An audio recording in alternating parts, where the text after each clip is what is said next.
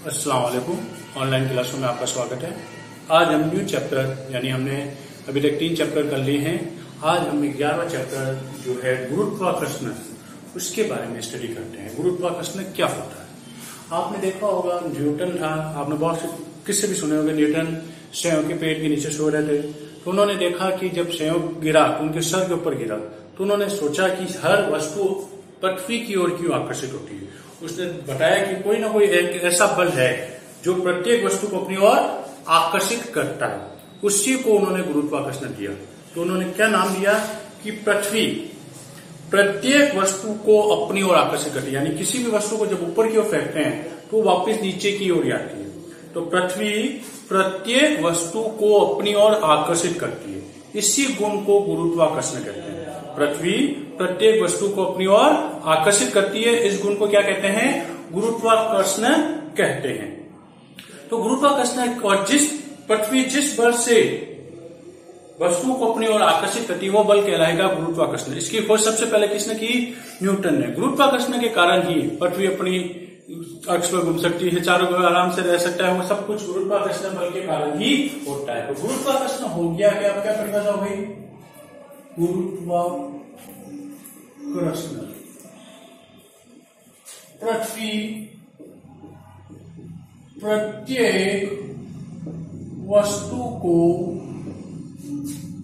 अपनी ओर आकर्षित करती है। पृथ्वी प्रत्येक वस्तु को अपनी ओर आकर्षित करती है। वस्तु के इस गुण को, पृथ्वी प्रत्येक वस्तु को अपनी ओर आकर्षित करती है, इस गुण को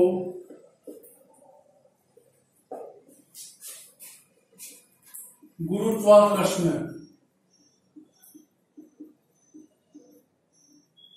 कहते हैं। पृथ्वी प्रत्येक वस्तु को अपनी ओर आकर्षित करती है, इस गुण को गुरुत्वाकर्षण कहते हैं। पृथ्वी जिस बल से वस्तु को अपनी ओर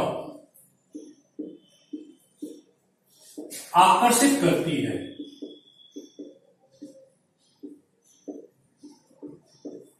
उसे गुरुत्वाकर्षण बल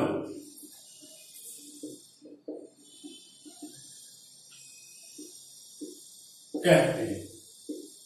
पृथ्वी जिस बल से वस्तु को अपनी ओर आकर्षित करती है उसे गुरुत्वाकर्षण बल। पृथ्वी प्रत्येक वस्तु को अपनी ओर आकर्षित करती है, इसी गुण को हम क्या कहते हैं? गुरुत्वाकर्षण कहते हैं। और जिस बल से अपनी ओर आकर्षित करती है उसको हम क्या कहते हैं? गुरुत्वाकर्षण बल कहते हैं। ये सबसे पहले न्यूटन नामक वैज्ञानिक ने दिया था, इसलिए इसका, और ये दुनिया में यानी वर्ल्ड में सभी जगह मान्य होता है, इसलिए इसको न्यूटन का, अगला लिख सकते हैं, न्यूटन का सार्वत्रिक यानी सभी जगह मान्य गुरुत्वाकर्षण का नियम।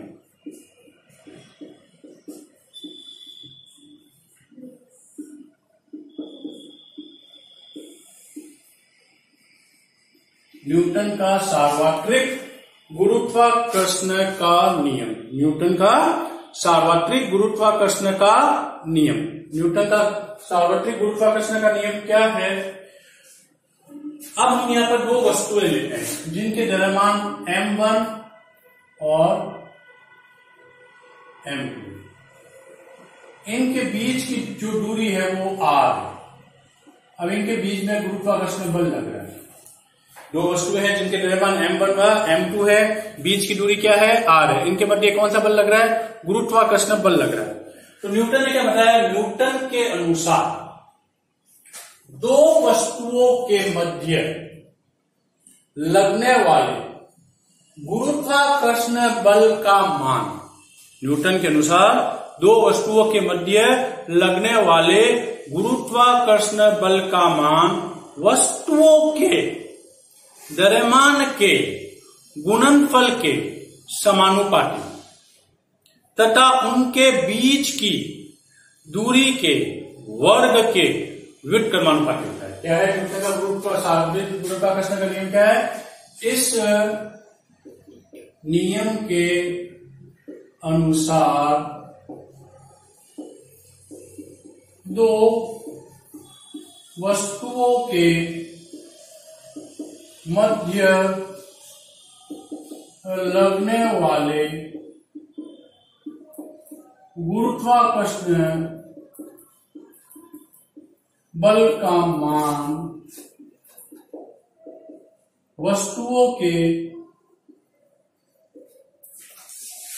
द्रव्यमान के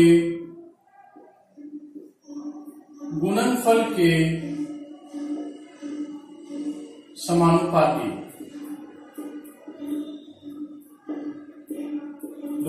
इस नियम के अनुसार दो वस्तुओं के मध्य लगने वाले गुरुत्वाकर्षण बल का मान वस्तु के द्रव्यमान के गुणनफल के समानुपाती तथा उनके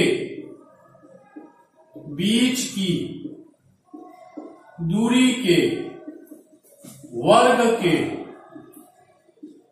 व्युत्क्रमानुपाती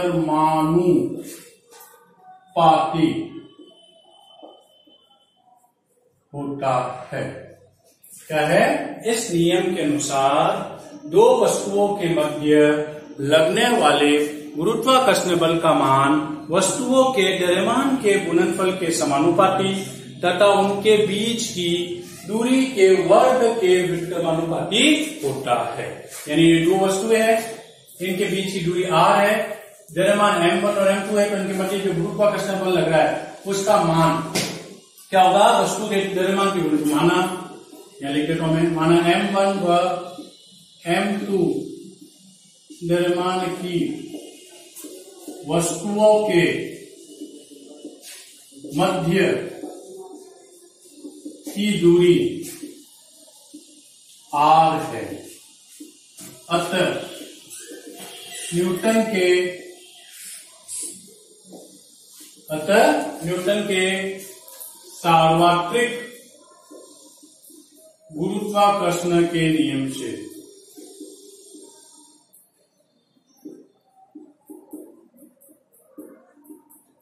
न्यूटन के सार्वत्रिक गुरुत्वाकर्षण के नियम से क्या बता रहा है?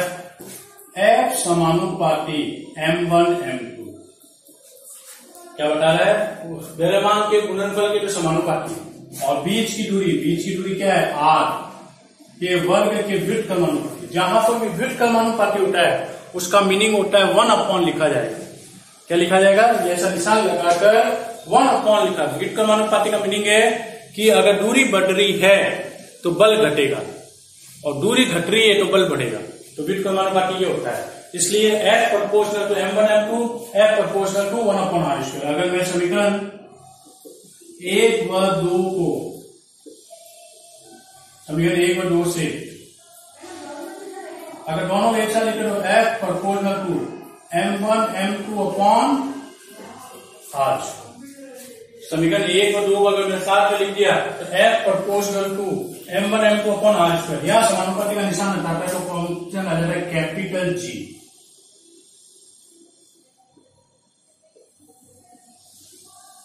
क्या आता है? Capital G। कैपिटल G कहलाता है न्यूटन का सार्वत्रिक गुरुत्वाकर्षण नियतांक। जी क्या कहलाता है? न्यूटन का सार्वत्रिक गुरुत्वाकर्षण का नियतांक। तो न्यूटन का सार्वत्रिक नियम क्या हो गया?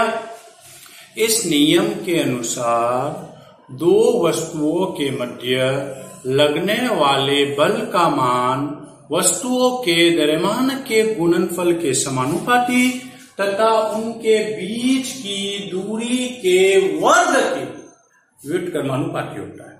बीच की दूरी के वर्ग के क्या होता है? व्युत्क्रमानुपाती होता है। उससे हम सॉल्व करते हैं तो F proportional to m1 m2 आता है और F प्रोपोर्शनल टू 1/r² आता है। इसको सॉल्व करते हैं तो यह आता है। तो यहाँ G एक प्रकार का समानुपाती स्थिरांक है। तो यहाँ G समानुपाती स्थिरांक है जिसे न्यूटन का सार्वत्रिक गुरुत्वाकर्षण नियतांक कहते हैं।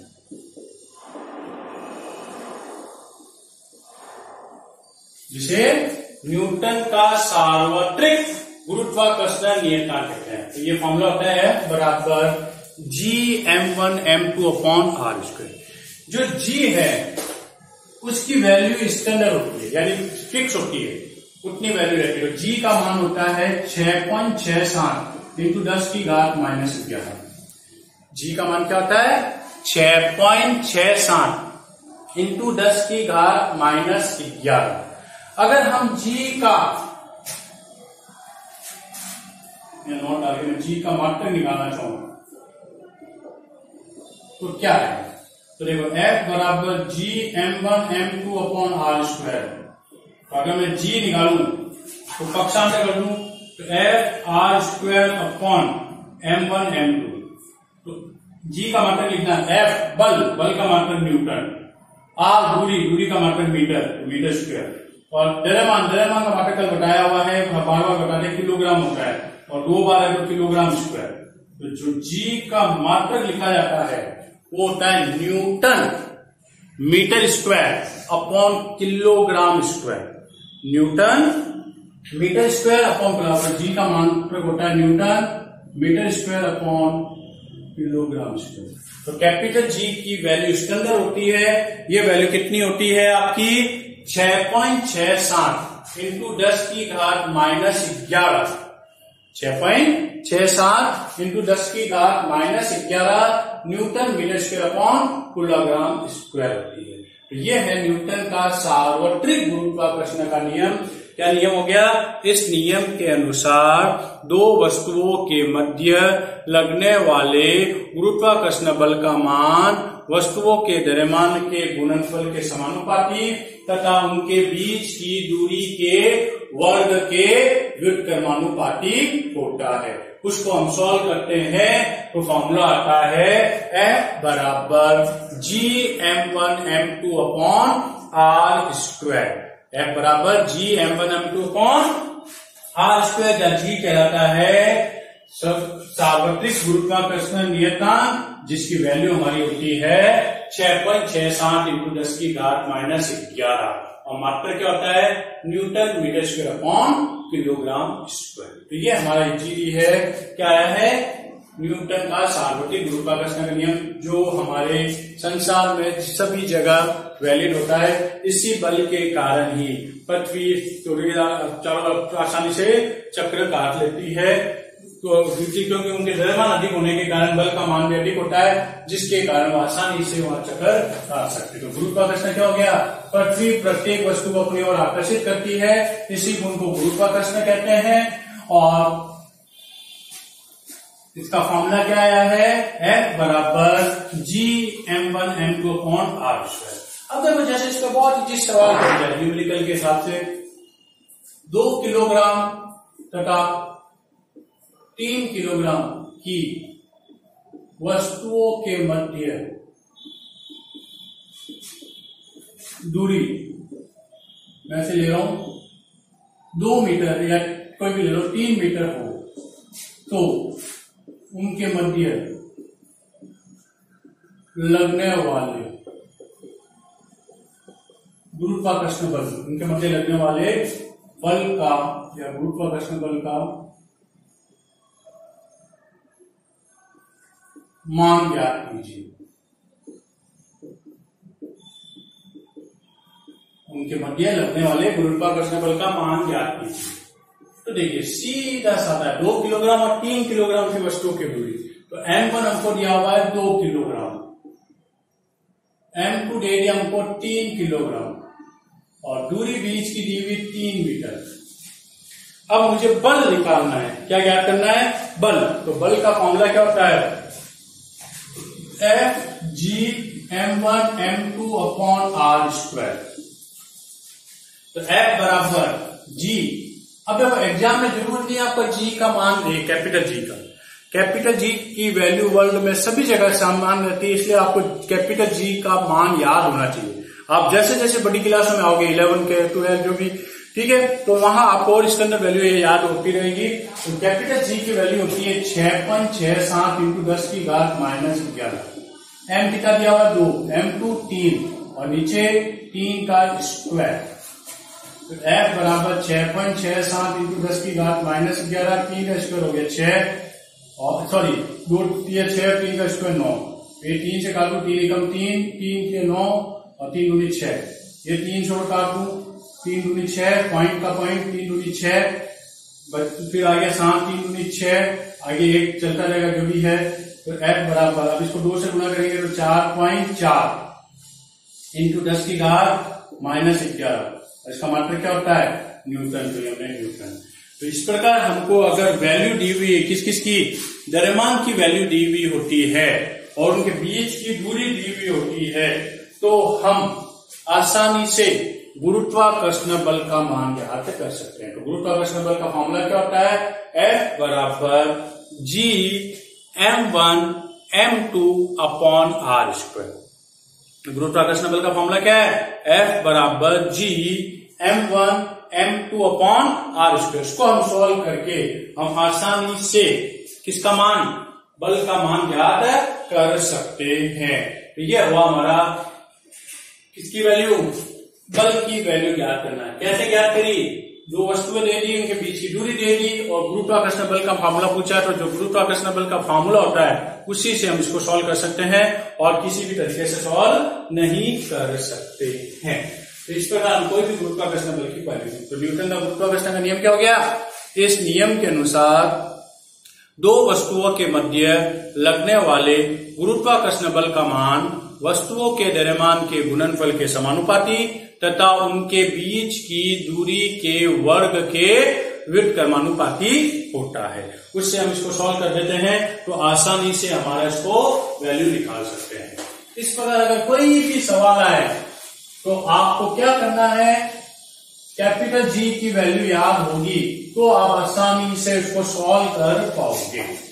ये हुआ हमारा गुरुत्वाकर्षण। अब हम लेते हैं गुरुत्वीय त्वरण।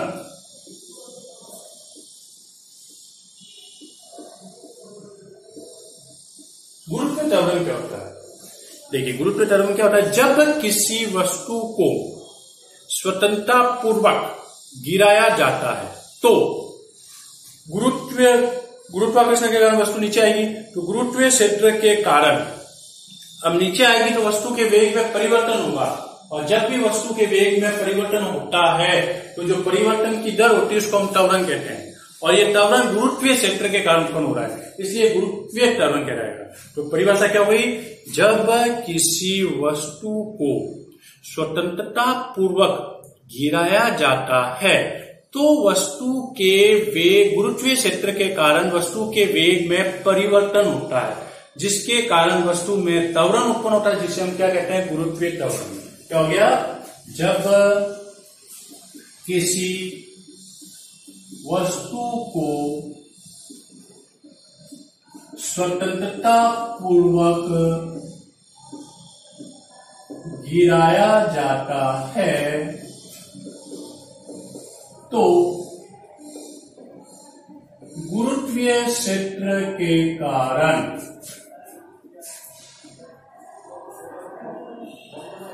वस्तु के वेग में परिवर्तन होता है,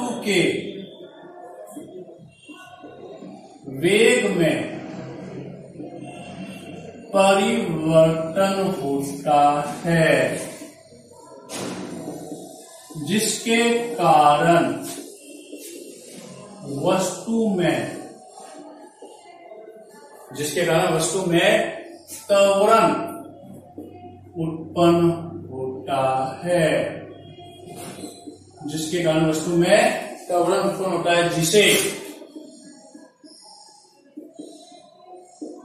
गुरुत्वीय त्वरण कहते हैं। जब किसी वस्तु को स्वतंत्रतापूर्वक गिराया जाता है तो गुरुत्वीय क्षेत्र के कारण वस्तु के वेग में परिवर्तन होता है, जिसके कारण वस्तु में त्वरण उत्पन्न होता है, जिसे गुरुत्वीय त्वरण कहते हैं। इसे गुरुत्वीय त्वरण को जी से प्रदर्शित करते हैं। इसको किससे प्रदर्शित करते हैं, जी से प्रदर्शित करते हैं। और त्वरण का मात्रक हमने गति वाले चैप्टर में बताया था, त्वरण का मात्रक होता है मीटर अपॉन सेकंड स्क्वायर। तो इसका मात्रक मीटर अपॉन सेकंड स्क्वायर होता है। का मतलब क्या होता है, मीटर अपॉन सेकेंड स्क्वायर होता है। तो जब भी किसी वस्तु को सफलतापूर्वक गिराया जाता है तो गुरुत्वीय क्षेत्र के कारण वस्तु के वेग में परिवर्तन होता है, जिसके कारण वस्तु में त्वरण उत्पन्न होता है, जिसे गुरुत्वीय त्वरण कहते हैं, और इसको स्मॉल g से प्रदर्शित करते हैं। तो इसका मात्रक मीटर अपॉन सेकेंड स्क्वायर होता है। तो ये है हमारा किसके बारे में, गुरुत्वीय त्वरण के बारे में। अब गुरुत्वीय त्वरण का भी एक वैल्यू होती है जो हम सॉल्व करेंगे। तो गुरुत्वाकर्षण तो क्या हो गया, पृथ्वी प्रत्येक वस्तु को अपनी ओर आकर्षित करती है, उसको गुरुत्वाकर्षण कहते हैं। गुरुत्वाकर्षण के कारण वस्तु नीचे की ओर आ रही है, जिसके कारण वस्तु के वेग में परिवर्तन हो रहा है, जिससे वस्तु में त्वरण उत्पन्न हो रहा है, जिसको हम क्या कहते हैं, गुरुत्वीय त्वरण कहते हैं।